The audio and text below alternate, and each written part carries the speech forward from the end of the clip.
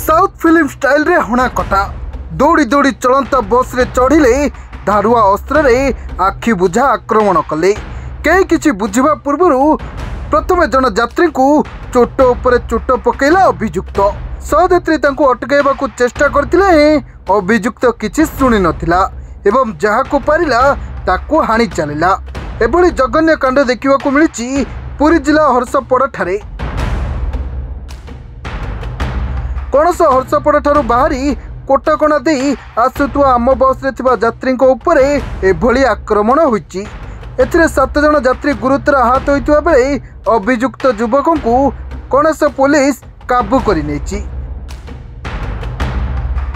तेबे हर्षपड़ू सुकल आसुथुआ आम बस रे नुआ जगन्नाथ सड़कर कोटकणा छकरे बिंधन गाँवर अभियुक्त तपन भोई चढ़ीथिला।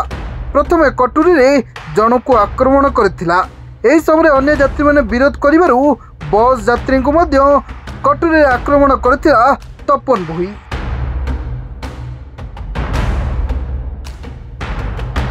एहीपरि भावे 7 जन को हानि पकेला उक्त अभियुक्त। गुरुतर 7 जन यात्री को तुरंत मेडिकल स्थानांतर कर देछि। एने खबर पाई गड़िसा गोदा थाना पुलिस घटनास्थल में पहुंचीला। यह सहित अभियुक्त को काबू करी गड़िसा गोदा थाना को नहीं पचरा उचरा आरंभ करिछि। पुरी रे सुमंत माणिक रिपोर्ट, सरकार न्यूज।